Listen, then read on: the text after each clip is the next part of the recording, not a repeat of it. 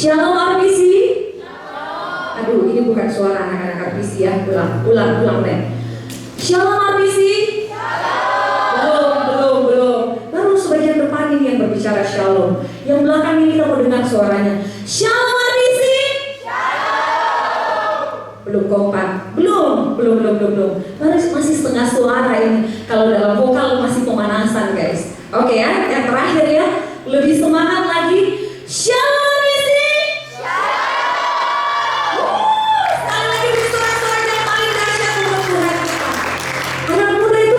Ibadah harus lebih semangat daripada orang tua, amin.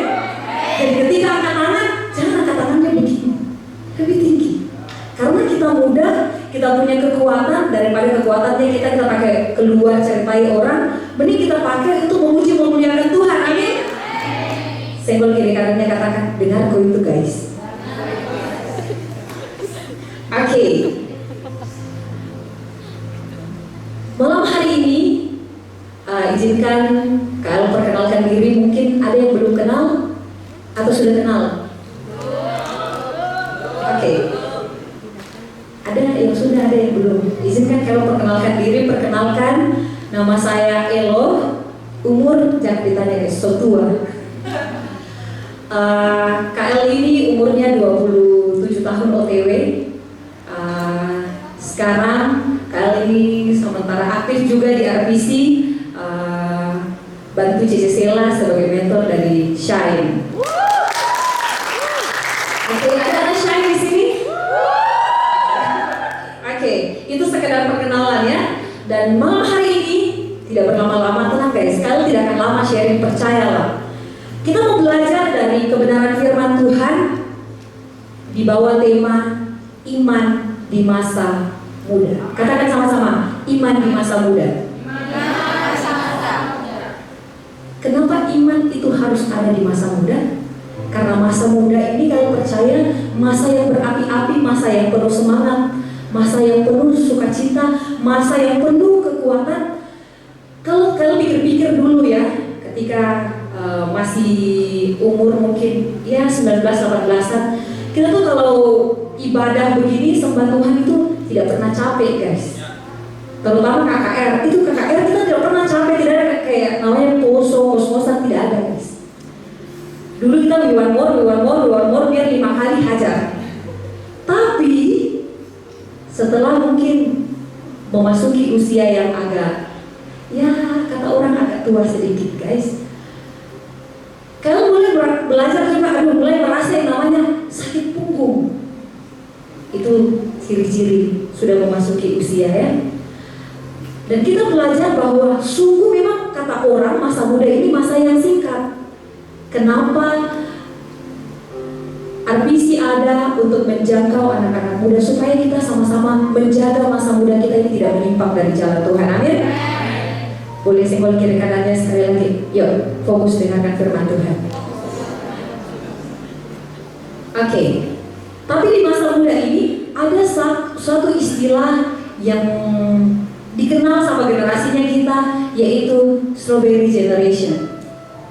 Ada yang sudah pernah dengar istilah ini? Ada yang belum, ada yang pernah, ada yang saya pernah tidak ya?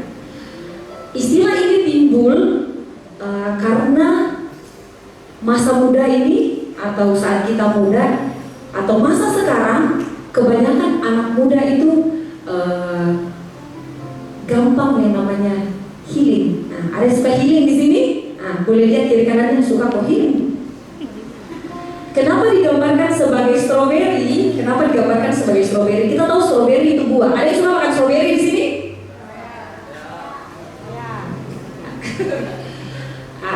Jadi strawberry ini adalah buah. Enak atau tidak? Manis atau tidak? Oh, ada yang asam, ada yang manis, tergantung jenisnya. Tapi ketika kita melihat stroberi di pajangan mungkin, di toko mungkin tempat kita masuk, di Malino terutama, kalau lewat kebun stroberi, rasanya kita mau memetik, ada yang menarik, bahkan jadi hiasan kue guys, paling sering, ya.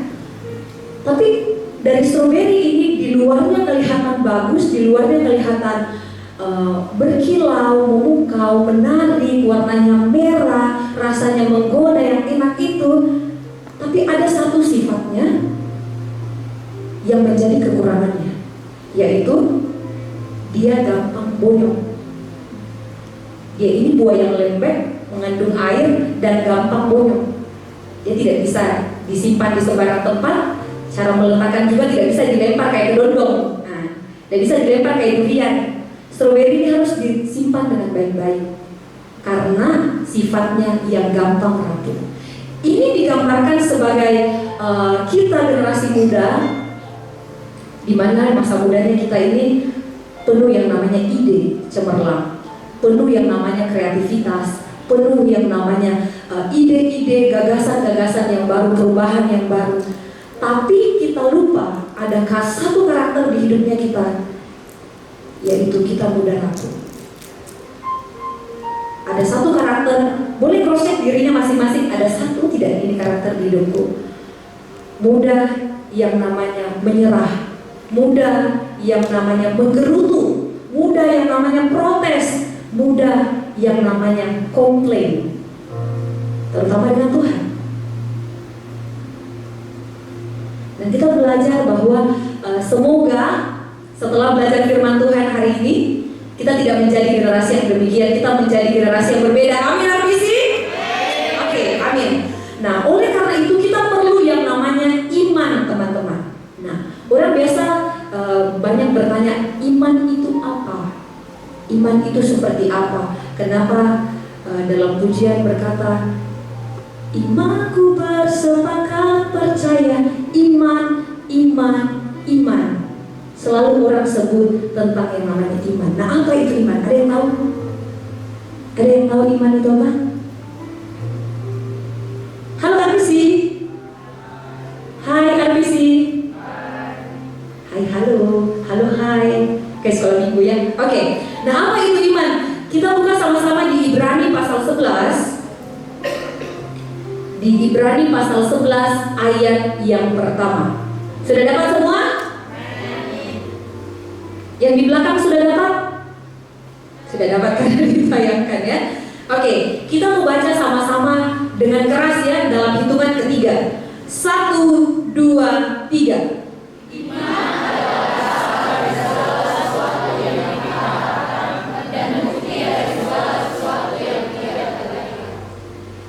Oke.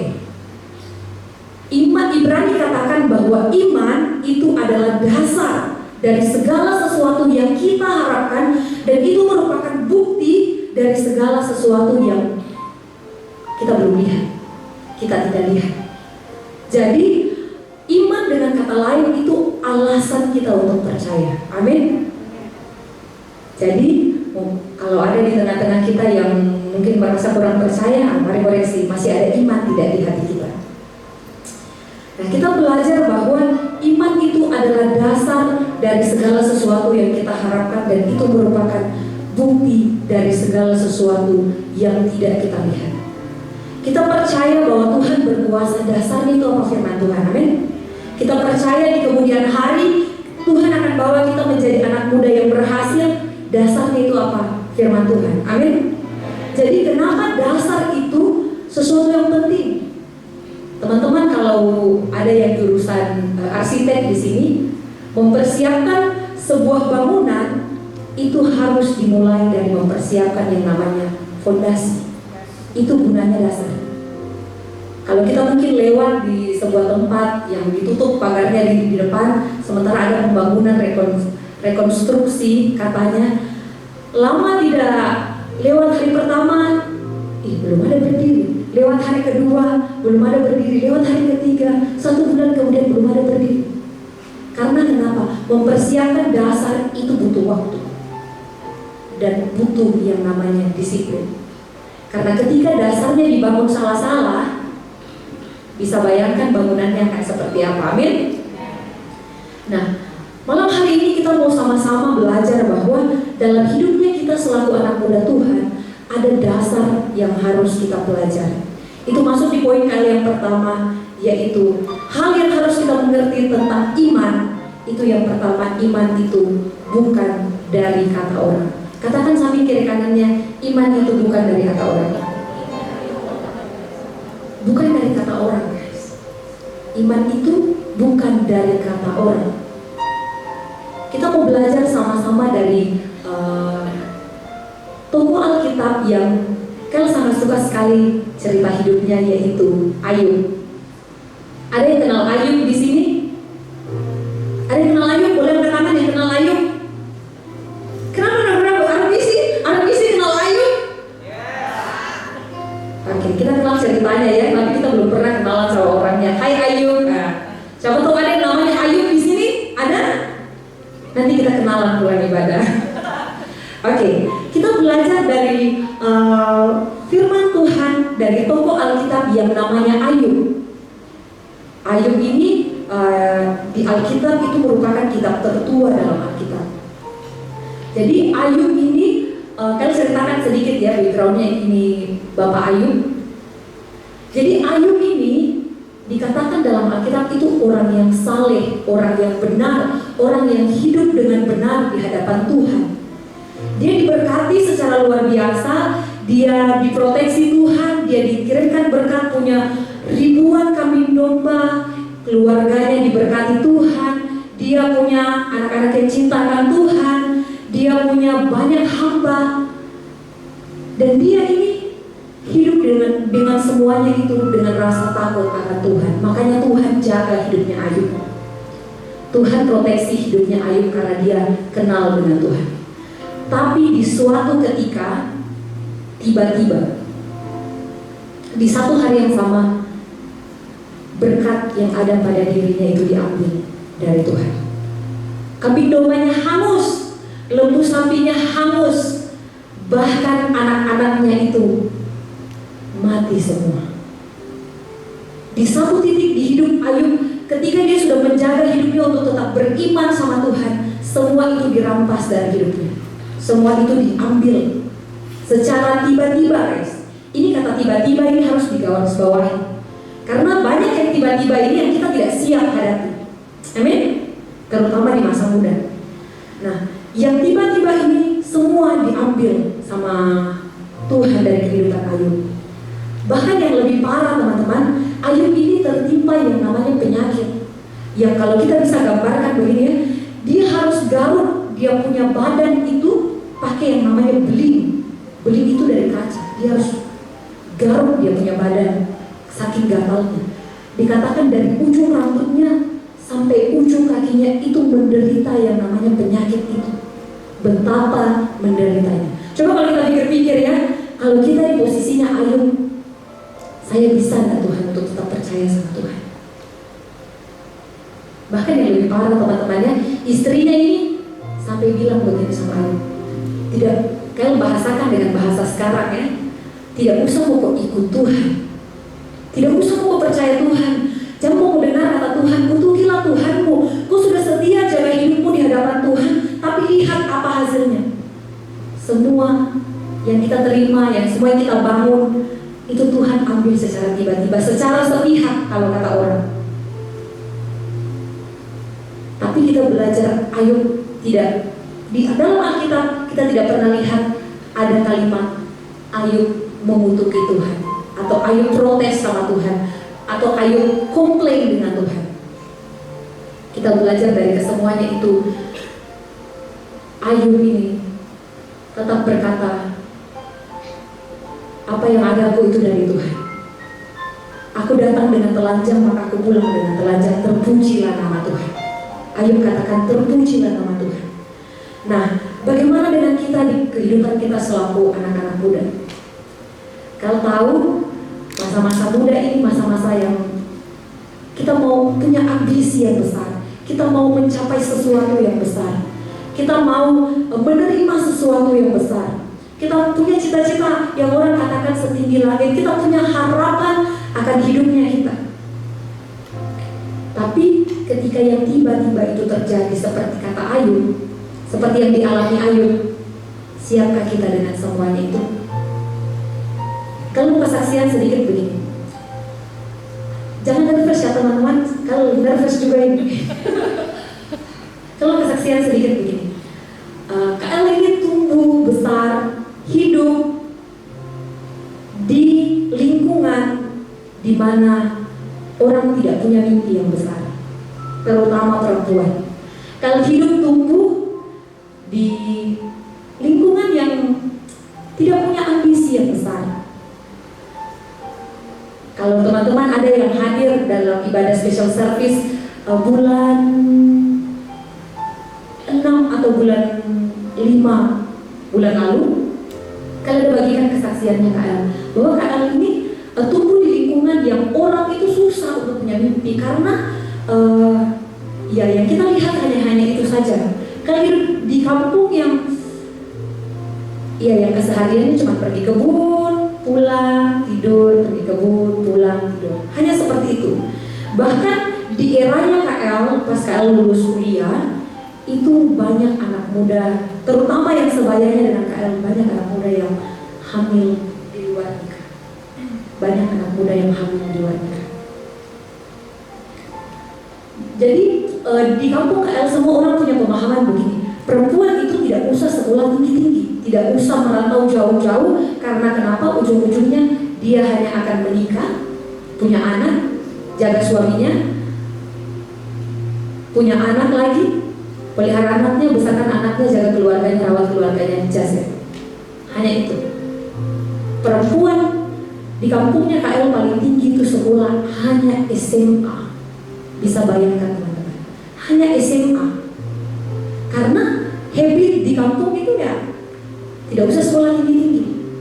Tapi ketika KL memutuskan untuk mau deh coba kuliah, bagaimana sih rasanya kuliah, bagaimana sih rasanya belajar yang kata orang perguruan tinggi, KL mau coba rasanya. Akan selalu ada yang seperti istri Ayub, akan selalu ada orang yang akan kata lain menjatuhkan kita punya mimpi, menyatukan kita punya harapan sama Tuhan. Tetangga-tetangganya KL ketika dengar rencana ini berkata sama mamanya KL ya, dia bilang begini, tidak usah kau kasih sekolah anakmu tinggi-tinggi, cukup di sini.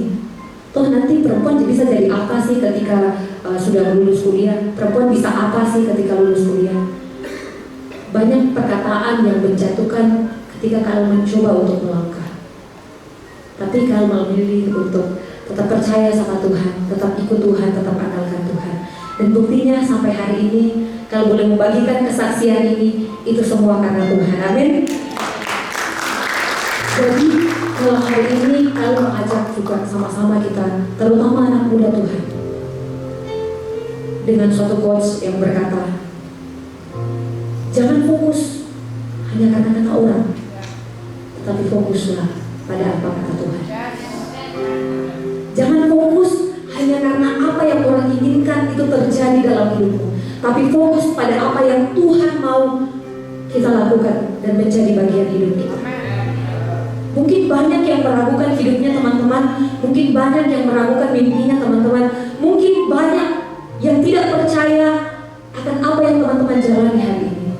Tapi firman Tuhan datang malam hari ini mengajarkan kita untuk fokusnya kita itu bukan sama apa kata orang, apa kata dunia, apa kata teman-teman kita, apa kata teman-teman kita ketika kita rajin ibadah, apa kata teman-teman kita ketika kita rajin baca firman, apa kata teman-teman kita ketika kita rajin belajar. Tapi fokus kita pada apa kata Tuhan. Kita dipanggil untuk menjadi generasi yang berbeda, generasi yang imamat dan rajani, dan itu harus ada di kehidupan kita. Amin. Jadi mari koreksi dirinya kita.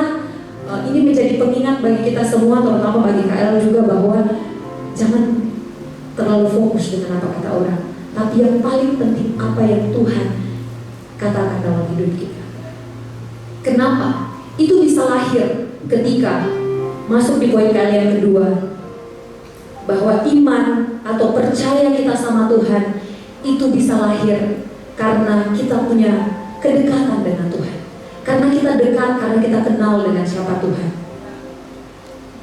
Abraham, orang yang dijanjikan punya keturunan yang seperti bintang di langit, pasir di laut, yang akan mendiami suatu negeri yang berlimpah susu dan madu. Tapi di titik dia menerima janji, dia tidak punya keturunan. Di titik dia menerima janji itu, dia tidak punya anak sama sekali.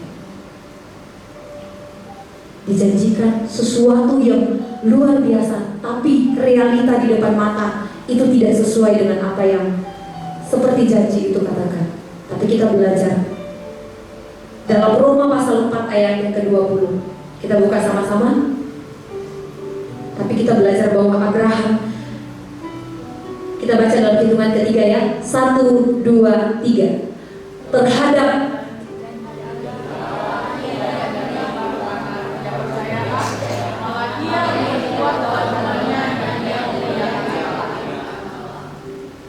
Alkitab catat, tetapi terhadap janji Allah, Abraham itu tidak pernah bimbang. Tidak bimbang karena ketidakpercayaan. Malah ia semakin diperkuat di dalam imannya dan ia memuliakan Allah. Abraham memilih untuk tidak bimbang dalam hidupnya. Abraham memilih untuk percaya sama Tuhannya. Abraham memilih walaupun keadaannya tidak seperti apa yang hendak aku terima di kemudian hari, tapi aku memilih untuk percaya, dan Alkitab catat itu diperhitungkan Tuhan sebagai kebenaran. Amin. Dan kalau mau tutup sharing kalau malam hari ini dengan quotes yang berkata, iman itu percaya Tuhan tahu apa yang aku tidak tahu. Iman itu berarti aku percaya bahwa Tuhan pegang kendali pada apa yang aku tidak tahu. Iman itu berkata bahwa semua yang terjadi dalam hidupku itu atas izin Tuhan. Mungkin aku tidak tahu hari ini, tapi aku tahu Tuhanku pasti tahu apa yang terbaik buat hidupku. Ada amin? Dan biarlah sharing malam hari ini menjadi pelajaran bagi kita, dan kita bawa pulang dan kita praktekkan dalam hidup kita sehari-hari. Amin? Oke. Dan tenang saja guys, sharing belum selesai. Masih ada Cici Stella yang akan sharing buat kita semua. Luar biasa. Sekali lagi berikan kemuliaan yang terbaik buat Tuhan kita. Shalom RPC. Shalom RPC. Masih semangat untuk memuji? Salah, kebiasaan WL saya ya. Masih semangat untuk mendengarkan firman Tuhan? Boleh lihat kiri kanannya. Katakan, kau masih semangat gak memuji Tuhan? Masih semangat gak dengan firman Tuhan? Amin. Anak-anak muda, di tempat ini kita gak perlu tegang-tegang ya, satu dengan yang lain. Boleh kiri kanannya kasih senyum dulu sekali lagi. Sekali lagi senyum yang terbaik. Yang di belakang gak senyum ya? Senyum, berikan senyum yang terbaik. Tadi kita sudah belajar mengenai dua hal yang tadi Kak Elo sampaikan ya. Kita belajar mengenai dua tokoh Alkitab, Ayub dan Abraham.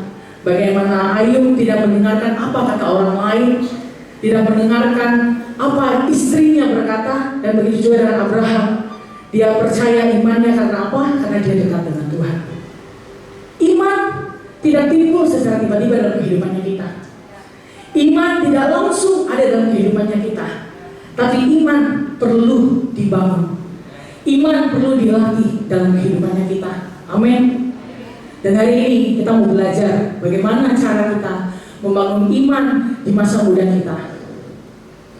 Terkadang banyak anak-anak muda ya, ketika mereka menghadapi sebuah masalah, ketika mereka menghadapi sebuah tantangan, boleh saya? Ketika mereka menghadapi tekanan dalam lingkungan mereka, mereka tidak tahu arahnya mau kemana. Mereka bingung, saya harus melangkah kemana. Mereka bingung, saya harus lakukan apa. Karena mereka tidak punya iman.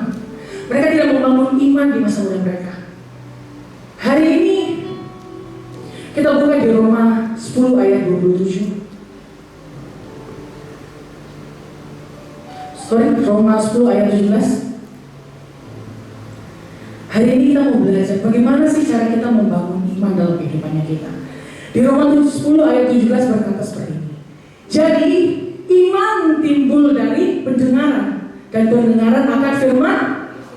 Sekali lagi saya tanya, iman timbul dari pendengaran, pendengaran akan firman. Jadi poin yang pertama adalah iman dibangun lewat firman Tuhan dan bertumbuh melalui doa. Seringkali anak-anak muda ketika ditawarkan dengan HP, dengan firman Tuhan, mereka lebih memilih untuk memegang HP. Betul apa betul? Seringkali anak-anak muda ketika ada dua tawaran HP atau firman Tuhan, mereka lebih memilih HP. Scroll TikTok, lihat gosip apa hari ini di kita Mirsani lagi BCA-nya diobrak-abrik katanya. Scroll TikTok, lihat outfit of the day hari ini bagaimana. Scroll TikTok, lihat tutorial makeup itu gimana. Betul apa betul anak-anak muda yang cewek-cewek? Yang cewek-cewek? Jujur, tidak apa-apa, jujur itu baik. Ya, terkadang anak-anak muda ketika diperhadapkan dengan HP, dengan firman Tuhan, mereka lebih memilih untuk lihat TikTok, lihat scroll Instagram. Padahal iman itu bertumbuh karena mendengar firman Tuhan. Ketika kau pupuk setiap hari firman Tuhanmu, engkau mempertajam imanmu, engkau mengaktifkan imanmu, engkau memperbesar kapasitas imanmu. Karena apa yang kau lihat, apa yang kau dengar, itu masuk dalam hidupmu. Kalau di hidupmu tidak ada firman Tuhan, kalau di hidupmu tidak ada jam-jam doa, bagaimana imanmu bisa diaktifkan? Kalau di hidupmu tidak ada hubungan dengan Tuhan, bagaimana caranya kau bisa tahu bahwa di depan Tuhan berikan yang terbaik buat hidupmu? Anak-anak muda, hari ini kita TBK ya. Boleh jujur, siapa yang masih bolong-bolong TBK-nya boleh angkat tangan. Jujur aja, jujur aja, jujur itu baik. Saya mendorong buat kita ya. Ayo, masakan 24 jam dalam kehidupannya kita. Kita tidak punya waktu buat Tuhan. Masakan 24 jam di hidupnya kita tidak ada buat Tuhan. Padahal hidup ini yang berikan Tuhan, bukan dunia. Tuhan, hati-hati. Hari-hari ini dunia semakin jahat. Hari-hari ini iblis semakin gencar mencari anak-anak Tuhan. Hati-hati, anak-anak muda.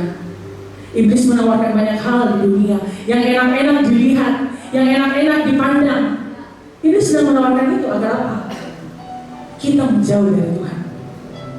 Dan malam hari ini saya percaya ya, kita jangan punya iman mingguan. Iman di saat hari Minggu aja datang gereja, dengar khotbah, itu pun datangnya telat. Itu pun ketika duduk cuma dengar HP, main HP. Betul atau betul? Tapi saya percaya di tempat ini tidak ada. Amin.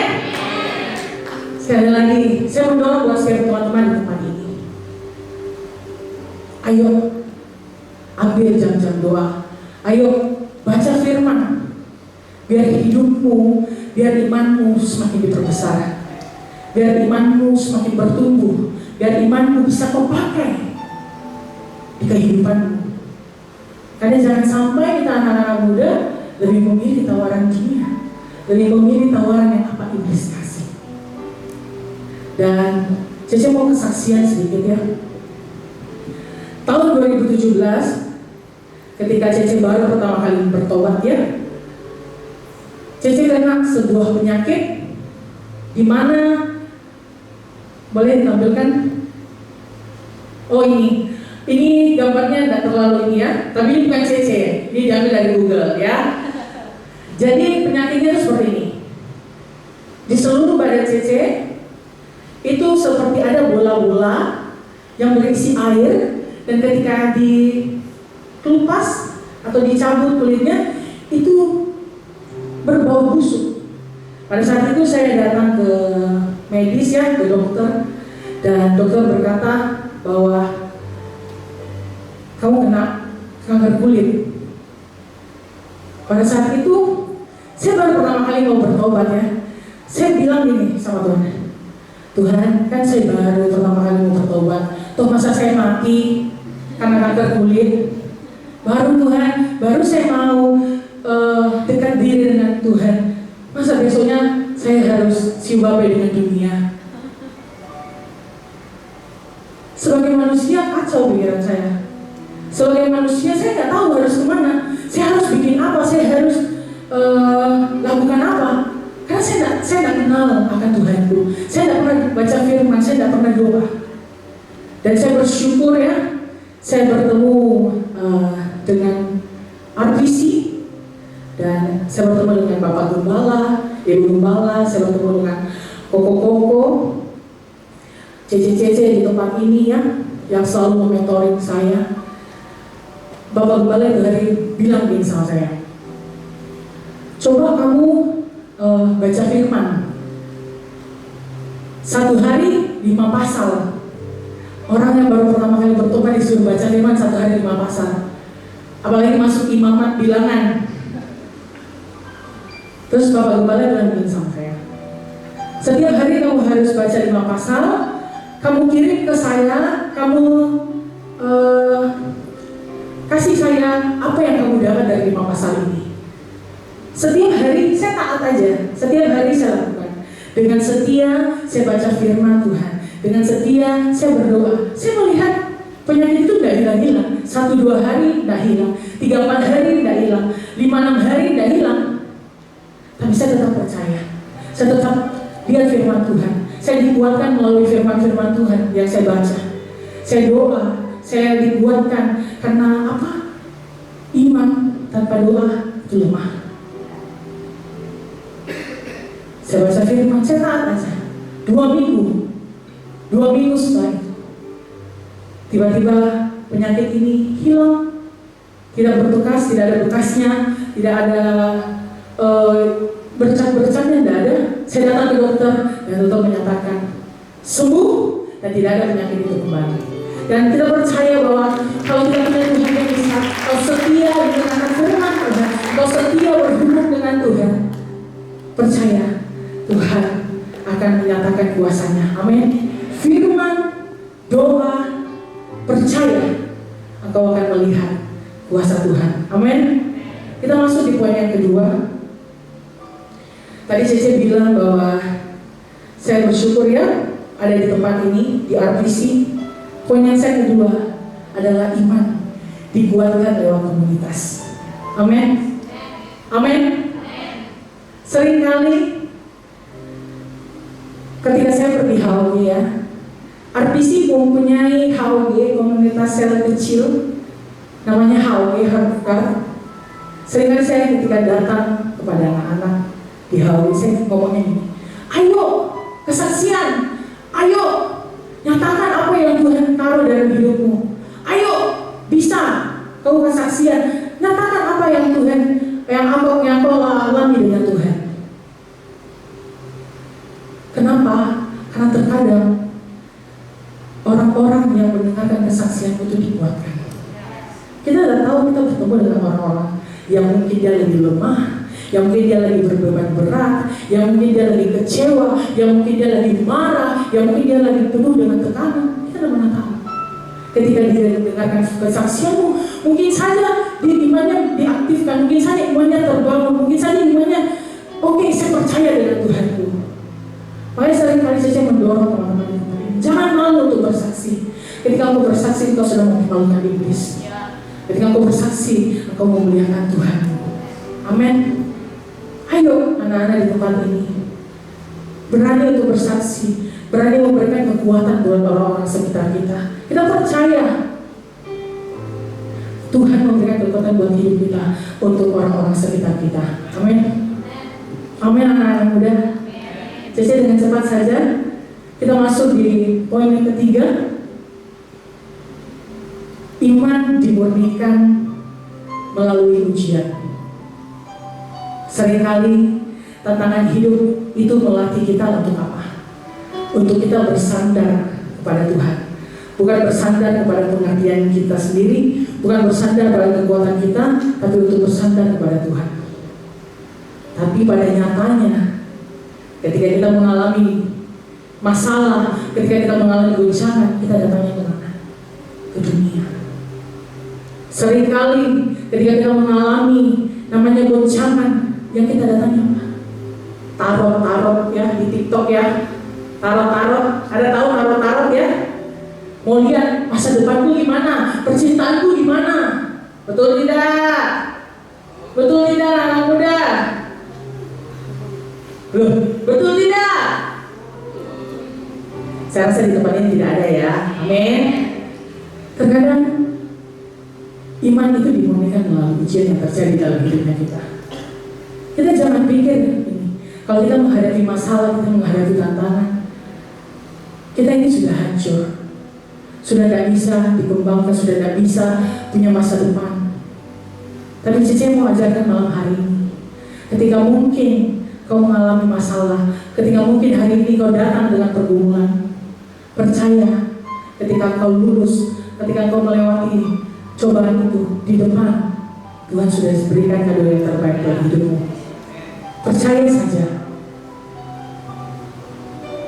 Di firman Tuhan berkata, apa yang kau tidak pernah lihat, apa yang tidak pernah kau dengar, Tuhan sediakan.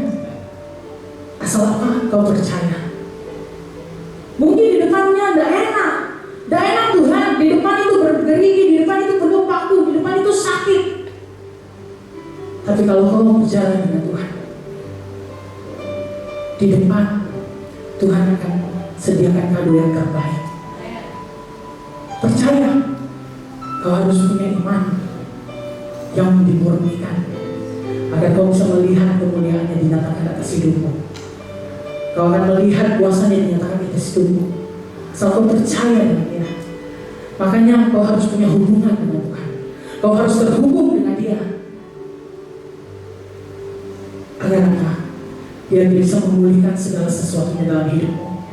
Kalau kau datangnya ke dunia, seringkali Tuhan cuma ngomong gini sama kita, kau datang ke saya, kau hampiri saya.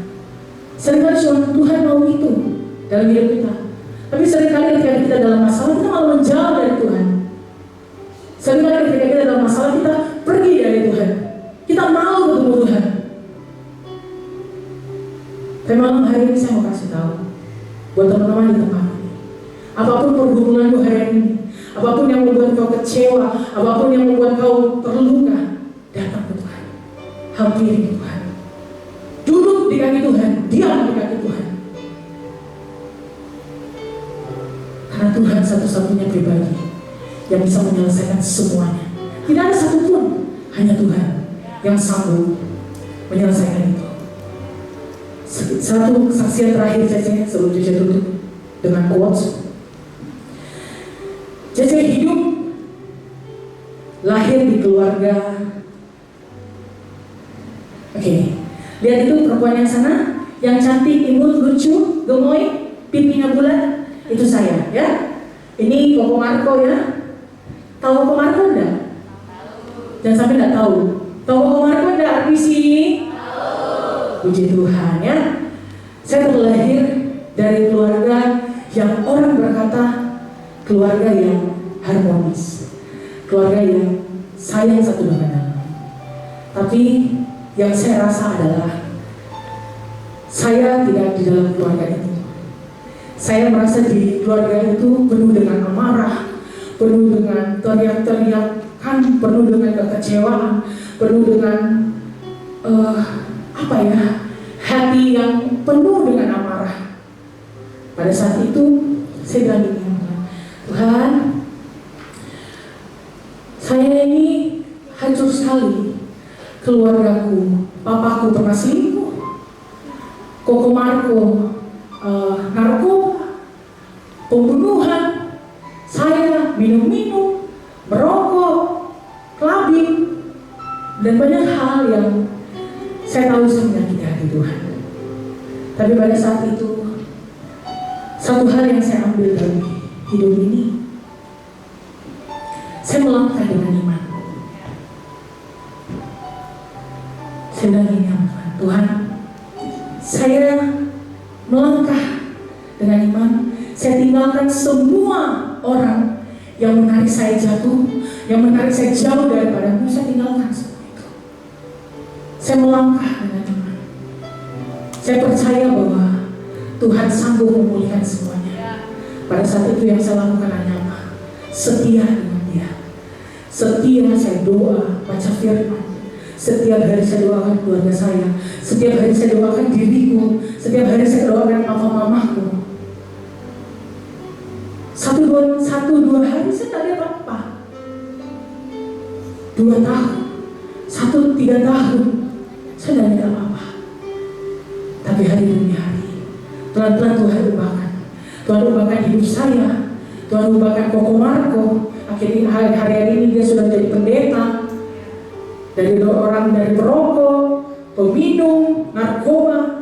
Tuhan pakai. Tuhan ya, dan Tuhan ubahkan papa mama saya yang dulunya keras orangnya, hari ini hatinya sangat lembut. Sungguh saya melihat bahwa Tuhan itu Tuhan yang besar. Saya melangkah aja dengan iman. Hari demi hari ternyata Tuhan ubahkan. Hari demi hari Tuhan pulihkan keluarga saya. Apa yang mau kita baca di malam hari ini? Ketika kau setia dengan Tuhan, ketika kau setia dan percaya, apapun yang terjadi hari ini dalam kehidupanmu, Tuhan bisa ubahkan. Apapun yang terjadi dalam kehidupanmu hari ini, Tuhan bisa pulihkan. Bahkan kau melihat mujizat-mujizat akan terjadi bagi hidupmu. Asal apa? Engkau setia dan percaya kepadanya. Amin. Saya tutup dengan quotes malam hari ini. Quotes saya adalah, iman yang kokoh dibangun dari kesetiaan akan hal kecil. Cece percaya ketika kau setia dengan hal yang kecil, Tuhan akan menyatakan kuasanya yang besar dalam kehidupanmu. Amin. Saya coba kita bangkit berdiri.